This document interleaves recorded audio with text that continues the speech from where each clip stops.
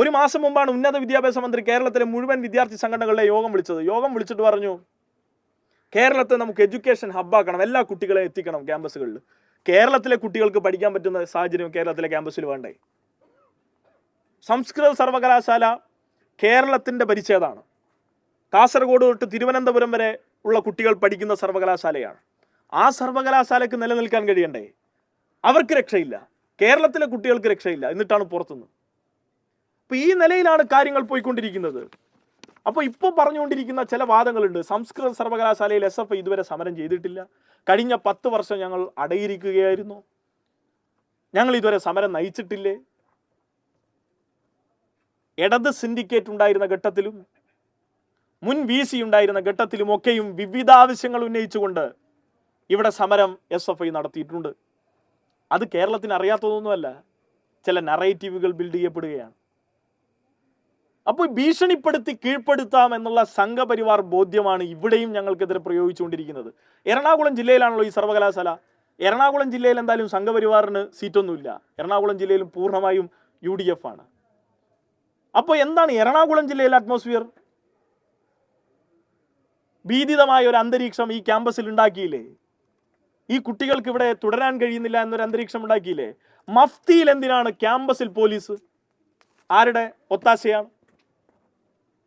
Police സ്റ്റേഷനിൽ ഇരുന്നോളൂ, ആവശ്യമെങ്കിൽ ക്യാമ്പസിലേക്ക് വിളിച്ചു വരുത്തും ക്യാമ്പസിന്റെ ഹെഡ് തന്നെ സർവകലാശാലയിൽ വരുന്നില്ല എന്നുള്ളത് മറ്റൊരു പ്രശ്നം. അപ്പോ ഈ നിലയിലേക്ക് പോലീസ് രാജ് ഉപയോഗിക്കപ്പെടുകയാണ് സർവകലാശാലയിലേക്ക്. ന്യായമായ ഒരു സമരത്തെ അടിച്ചമർത്താൻ 24 ദിവസം കാത്തുനിന്ന് ഒരു തെറ്റായ നുണ പ്രചരിപ്പിച്ചുകൊണ്ട് ഈ സമരത്തെയും ഈ ആവശ്യത്തെയും വിദ്യാർത്ഥികളുടെ ഒരു സമരബോധത്തെയും സംഘടിത ബോധത്തെയും എങ്ങനെയാണ് തകർക്കുക എന്നുള്ള ഗവേഷണമാണ് ഇവർ നടത്തിക്കൊണ്ടിരിക്കുന്നത്. അതിനുവേണ്ടിയുള്ള ഗൂഢശ്രമങ്ങളാണ് ഇവർ ചെയ്തുകൊണ്ടിരിക്കുന്നത്. ഇവിടെ ഞങ്ങൾ നടത്തിയ വിവിധ സമരങ്ങളുടെ ചരിത്രമാണിത്. അതിൽ ഒരുപാട് കാര്യങ്ങളുണ്ട്. 70 ദിവസം നീണ്ടു നിൽക്കുന്ന സമരങ്ങൾ ഉൾപ്പെടെ കഴിഞ്ഞ ഘട്ടങ്ങളിൽ ഞങ്ങൾ ഇവിടെ നടത്തിയിട്ടുണ്ട്, സിൻഡിക്കേറ്റ് മാർച്ച് ഉൾപ്പെടെ. അതോടൊപ്പം ഇവിടുത്തെ സർവകലാശാല VCയുടെ പണി ഇവിടെ സ്വാഭാവികമായും വന്ന് സർട്ടിഫിക്കറ്റുകൾ ഇഷ്യൂ ചെയ്യുക, അതോടൊപ്പം PhDയുടെ വിദ്യാർത്ഥികളുമായി ബന്ധപ്പെട്ട് നിൽക്കുന്ന വിഷയങ്ങളിൽ സിൻഡിക്കേറ്റ് യോഗം ചേർന്ന് അവർക്ക് അംഗീകാരം കൊടുക്കുക, ഇതൊക്കെയാണ്.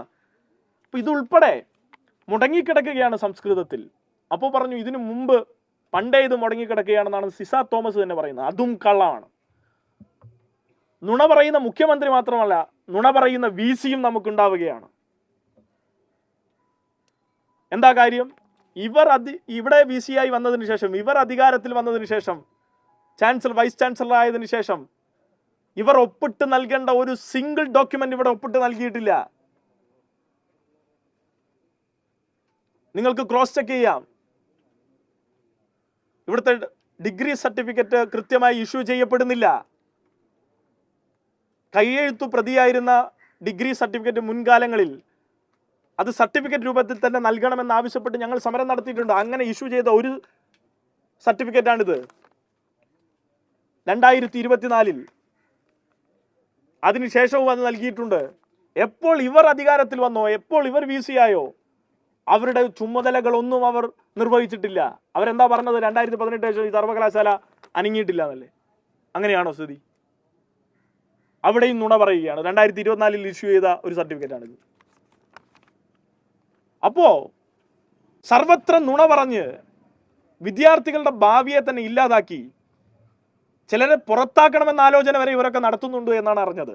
ഒരു കാര്യം ഞങ്ങൾ പറയാം, SFIയുടെ സംസ്ഥാനത്തെ ശേഷിയെ ഈ ക്യാമ്പസിലേക്ക് കൊണ്ടുവരാൻ ഞങ്ങൾക്കധികം സമയമൊന്നും വേണ്ട. അനാവശ്യമായി ഈ വിഷയത്തെ എലവേറ്റ് ചെയ്തത് നിങ്ങളാണ്, VC ആണ്.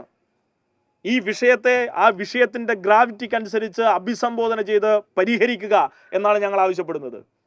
VCക്കെതിരെ നടപടി ഉണ്ടാകണമെന്നാണ് ഞങ്ങളുടെ ആവശ്യം. അവർക്കെതിരെയും പരാതി പോവും, ഞങ്ങൾ പോവും. അവർ രാജിവെച്ച് പുറത്തു പോകേണ്ട ആളാണ്.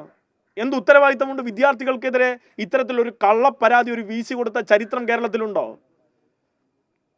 അപ്പോൾ ഈ വിദ്യാർത്ഥികളുടെ ആവശ്യങ്ങളെ അംഗീകരിക്കാതെ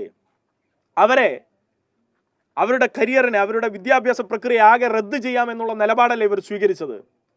അപ്പോൾ ഒരു ഘട്ടത്തിൽ പോലും നമുക്കത് അംഗീകരിക്കാൻ കഴിയില്ല എന്ന് മാത്രമല്ല, ഈ രാജേന്ദ്ര വിശ്വനാഥ് ആർലേക്കറും അവരുടെ ഉപജാപക സംഘവും വി സിമാരും സംഘപരിവാറും നടത്തുന്ന ഈ പ്രവർത്തനങ്ങളെ നമുക്ക് അംഗീകരിക്കാൻ കഴിയുന്നതേയില്ല.